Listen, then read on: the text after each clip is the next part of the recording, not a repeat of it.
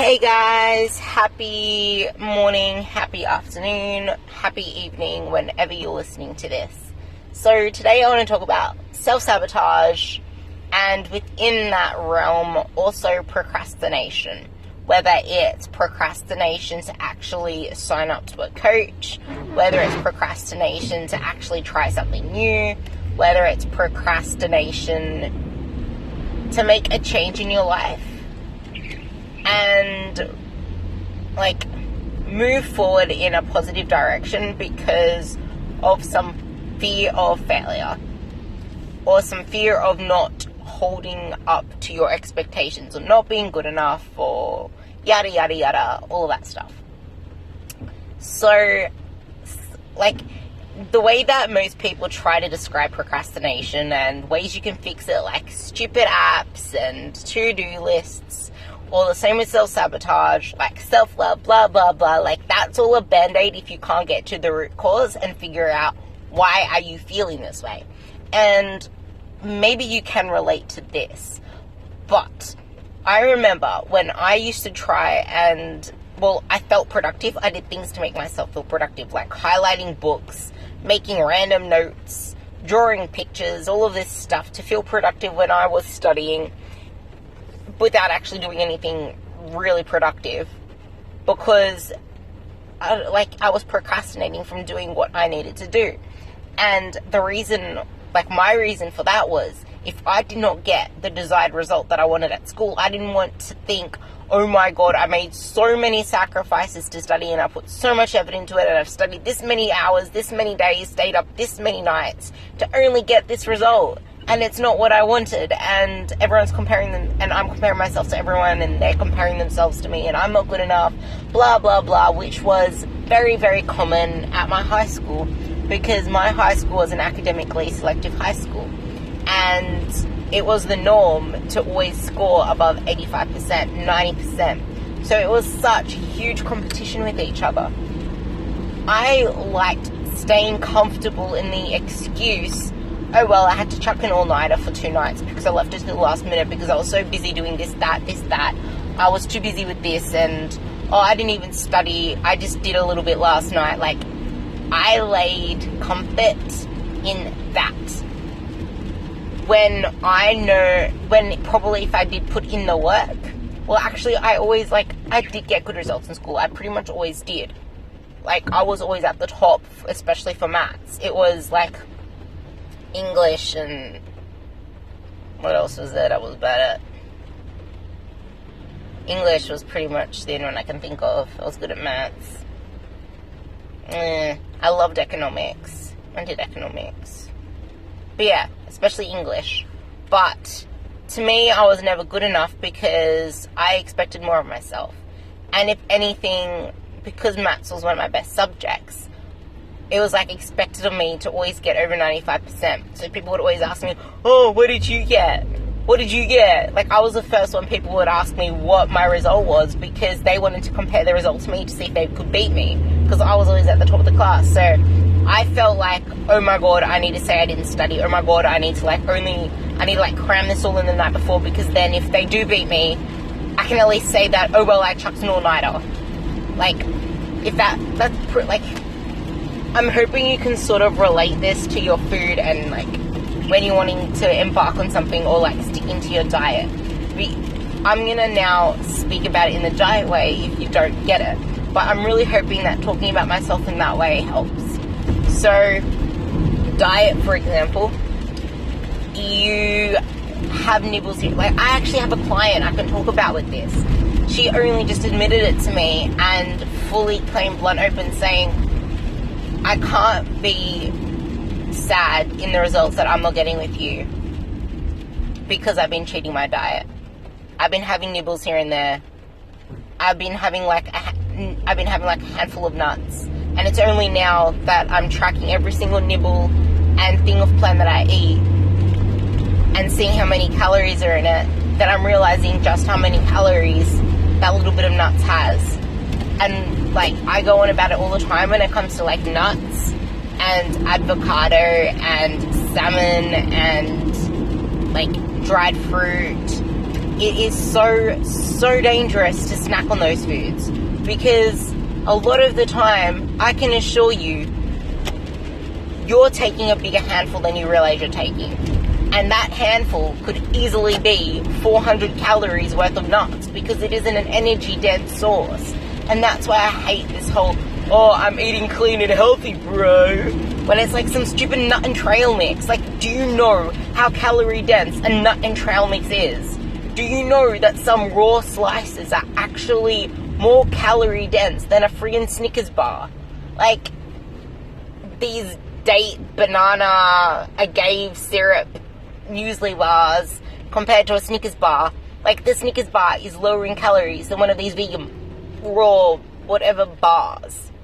So it's really important that you are aware. The main thing when it comes to self-sabotage is that you are unaware of your actions and your why it's happening. Like, you know that, like, you fear the success in a way, because it's like, oh, I've always been this way. You attach yourself to that identity that people know you as, or you know yourself as this person that always needs to, like, you always have the thought of needing to lose weight, needing to do this, needing to do that, because it's been entrenched in you so long you don't know any other way. You haven't yet made friends. I'm going to make it sound cooler. You haven't yet made love to the idea that you are going to be this new person, this better version of yourself. You haven't made love to that visual aspect yet. You haven't visualized it. Listen to my visualization podcast if you haven't. But you need to, like, literally make love to that image. You need to see it clearly, feel the emotions, feel the thoughts, think the thoughts.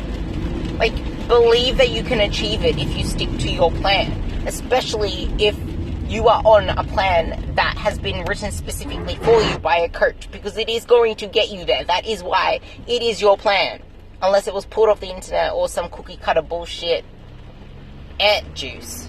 But moral of the story is, you need to have faith in yourself. You need to believe that you can achieve something before you achieve it, because if you're doubting yourself and saying, oh, at least I can say, yeah, but the reason I'm not looking this way is because I didn't exactly stick to my diet. So you can lay comfort in the, oh, but I still had a little treat every night.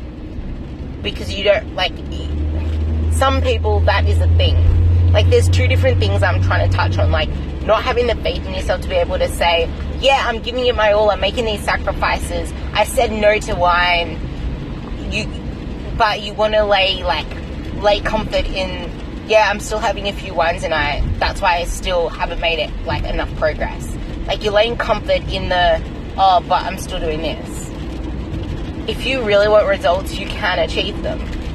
You really can. You just need to stop self-sabotage. And by doing that, you need to pinpoint where the tendencies are coming from.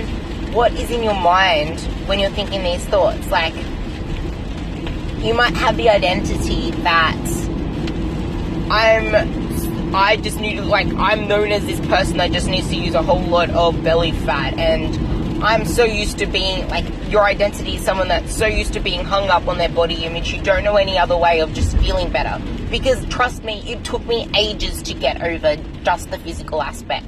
That is why I changed from bodybuilding to powerlifting. It really is. I was getting sick of having to grind myself to the ground because I didn't have any other goals aside from the physical goal. Because my identity was this shredded person with friggin' lines everywhere and lean as hell, with people always commenting on how lean I was. Like, that was my identity, and I was scared as hell to part from that identity. But I took the leap, and it was not easy. And I would not have taken it if I did not go to the Arnold's that day and get given a free month of, like, a free month at, there's this powerlifting gym near my house where they used to do, like, if you go in there when the coaches are there, there's like 2 of them. If you go in there during coaching hours, they look after everybody and you get that free, like, group coaching. But it was so impersonal, and looking back on it now, it was a really, like, it was horrible. But I'm so grateful that I did it, because it's what got me addicted to what I'm doing now. So that was my start into really feeling progress. Feeling like I'm balanced. Feeling like I am doing something for my soul, not just for my mirror, if that makes sense. Like, I was chasing performance. I was chasing feeling good.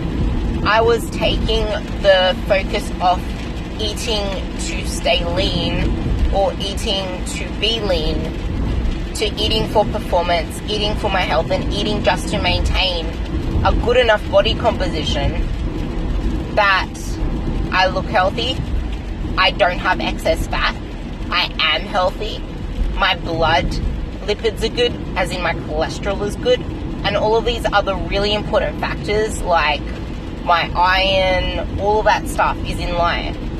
So the main thing is really focus, like, especially for if your goal is weight loss.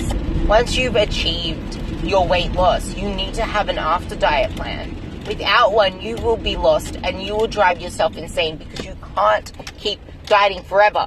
And even if you're on a weight loss diet, you can't just stay on a diet forever. But if you have more weight to lose, the longer you can stay on a diet. But if you're just above average, then you have medium weight to lose, and every now and then it is best to take a diet break, because that's not only going to help you mentally, but it's going to set you up and get your activity levels up to a level that your activity, you can't increase your metabolism beyond what it is usually doing. You just literally can't. People who say that you can just keep increasing your calories and reverse diets in crazy amounts of food, it's not true. It's scientifically, your body just does not do it, literally. If you think about what the components of a metabolism, it is not possible. But what you can do is increase, because when you diet, your energy expenditure decreases a lot. You'll be fiddling less. Your body will be saving as much energy as it can without you realizing, in its body processes to burn as little as possible. And then as you feed it more, it'll be able to use, the organs will use more, your body will move more, you'll probably move more, you'll fiddle more, all that stuff. So as all of that increases, and even as your performance in the gym increases, so too do your calories. And by increasing all of that in your diet break, you are then mentally and physically at a good place to diet down again. But the thing is, you need to trust in yourself. You need to trust in the process. And I touched on so many things in this episode, I just realized. But realize that what I'm trying to get at, which is why I rambled on so far, is that it is a life process. It isn't a short-term thing. People who set deadlines that are I want to be lean by summer. Okay, cool, and then what?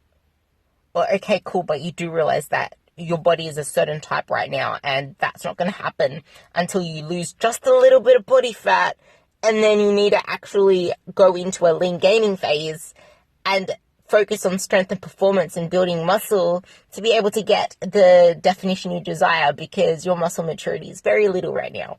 And there's a whole heap of different situations. But I hope that helps you stop your self-sabotage. If there's anything you want me to talk about, please let me know. Love you all. And if any of my podcasts, honestly, because I just got random messages the other day from people I didn't realize actually listen to my podcasts. And it made me I shed tears really easily because I'm emotional when it comes to my job because I love it so much. But it means the world to me. I don't do a whole heap of promos. I don't have weird advertisements on here because I do it purely for you guys and helping ladies out there. So if any of my podcasts in the past or in the future or this one have helped you in any way, please share it with someone. Share it with people that you want to hear my voice, because that's why I do these. Because, yeah, it's really tough. And I keep my VIP in a circle group really close to my heart because it's all about women empowerment and feeling yourself grow mentally, physically, and spiritually. Love you all.